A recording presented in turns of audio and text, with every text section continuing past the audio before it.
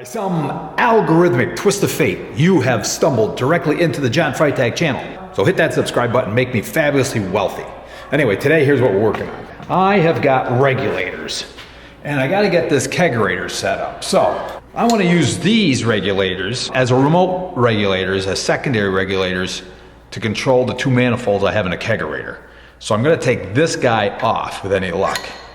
I've got a little vice grip clamped on here, and I've got the 7/16, and this is a reverse thread, so that means lefty tighty, righty loosey. So hopefully this works. And it's, you know what? It's really not that tight. It's really coming out pretty easy. Oh, here we go. I got it. All right, so. Well, that wasn't so hard. That's a nice hunk of brass. So now I've got these two regulators. The one pressure gauge goes up to 160, and it's graduated right here, 0 to 20 and 40 and 60.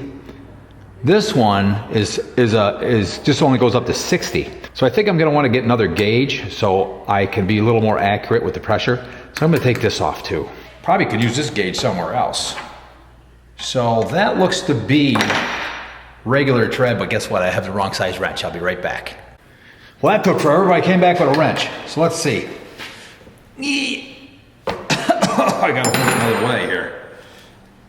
I wish I had a crescent wrench too, because I don't want to hurt this, but if I just grip it with the vice grip, I think I'll be okay. And I don't break nothing. There we go. So I want to change this to a gauge that goes up to like 60 instead of 160. Then I'll have a finer graduations, because I only really need to get up, you know, like it'll never go over 15 pounds. Maybe I'll even get a smaller gauge than that. I'll have to see what they have up there at Air Gas. Looks like they use plenty of pipe dope on it. Well, it just so happens that on this one, that I'm gonna be replacing this regulator anyway with these two, has the right gauge I need. So I'm gonna pull this one off, and I'm gonna stick it on this one. I might as well take this mounting plate off the back, because I'll use it on these other regulators. Okay, so I got that. So I'm gonna pull this apart. Let's see. 14 millimeters should work. I guess I gotta put the vice grip on it again. A little tight. I better loosen that up a hair. I don't wanna break nothing. I just wanna grab a hold of it. All right, let's see what happens now. Got it. Okay. All right, so I got a gauge. Got this coming off. And this one is identical to this one. I didn't even notice that before. They're all tap-right stuff. I was looking at this gauge. It's a nice big one, but you'll notice it doesn't go all the way down to 0. So that's gotta be junk. We don't want junk if we can avoid it. All right, so I better go get some new pipe dope to put on that so I don't want to leak. Well, correct me if I'm wrong. I was going to use this stuff, but I don't like the consistency of it. It's gooey and it's kind of runny. So I think I'm just going to stick with good old-fashioned Teflon. I got this Blue Monster. I seem to have luck with this, and it's rated for just about everything under the sun, so I'm pretty sure it won't be a problem. But I got a really kind of a wide thing, but you can rip these in half, and I think that's what I'll do. I'll just get me a smaller strip of it if I can. Static electric is making it cling to me, but there we go. Let's see. Right down the middle. So I got enough for 2. Now this is the one I want to put on there, right? And I probably want to do 4 wraps, I think. Yep. So that's 1, 2. This is kind of thick stuff. I might only do 3.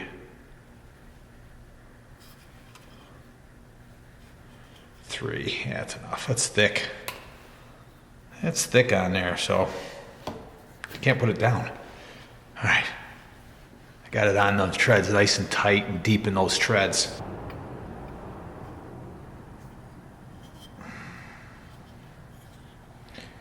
Yeah, if I want another wrap, I'd probably never get the thread started. There we go. All right, let's snug this bad boy up. Probably should go another turn. Yeah, You know, I always go for that one more turn and then I really have to struggle to get it there because it is tight. But I'm sure I'm gonna get it.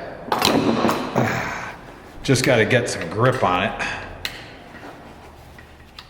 That one body's a little thicker than this body. There we go. All right.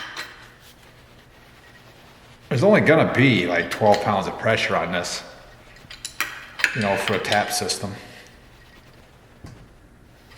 Not bad, got it on there. They're both the same gauges now. All right, so I guess what I'll do now, put this guy on here. I think that'll work. I gotta hit a stud or this thing's not gonna hold. I hate when things aren't solid on the wall, you know? All right, it'll work, It'll be fine. So it's 1/2 inch. Snug that right up nice and snug. Okay, so what I'm gonna do is make sure that screw gets in the wall, in the stud. That one's not gonna, this is gonna be held by one screw, I guess. I hope it holds it good. I don't know what else I can do with it. Cause that's not mounting right, cause this thing had its little pressure relief off to the side. This one has it right down below.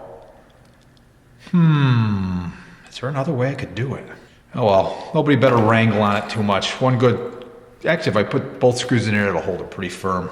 Okay, so this is loose. I gotta get the other one out. I'll have to I'll have to put new Teflon on that now too. So I gotta get this valve out so I can put it in the other regulator. Then I'll have one regulator set up. I'll be good. I'll be good to go. Oh, that'd be great. Now, oh, I should have a 5/8, but I don't have that. What have I got? Well, this guy here might do it. Oh, that's tight. That's another snug one. Huh. This is a tap right regulator too. The problem is it's all by himself. I don't want to have one be lonely. Grab it there. I don't want to damage my bar top. That would be bad. Ah, that hurt. Oh, it slipped off. You ever do that? And then you get your fingers pinched between there. Oh, ow. I'll be back. Okay, that really smarted, but here's what I did. I used a vice grip. I'm gonna clamp that side. And if I use these cheesy, crappy Craftsman channel locks, get them set right. All right, let's see. I got it. It's turning. Why didn't I just do that in the first place? It would save myself a lot of fingertip pain. All right, I don't know if it's gonna work or not. So this guy here matches that. It should go in here. Boy, they put plenty of goo on this. Yep. Okay, so I gotta Teflon these up and I'll stick these in. Okay, so I got glitches. This is regular right threaded. What I want to go into here is left threaded. I'm wondering if I can get a left threaded nipple like that so this thing will work, because obviously that's not going to go in there. When the threads are not compatible, they're not compatible. You can see it. If I get this focus, come on, focus. Stupid camera. I don't know if you can see it. This thing will focus in on it. Yeah, there we go. The threads are the opposite. One's going this way, one's going that way. You can see that they're just backwards. So I got to run up the air gas and find out what they can do for me. So this is one of the busted gauges. It was on a tank that fell over, but I thought I'd dissect it. It's kind of amazing because this gauge goes to 3,000 pounds.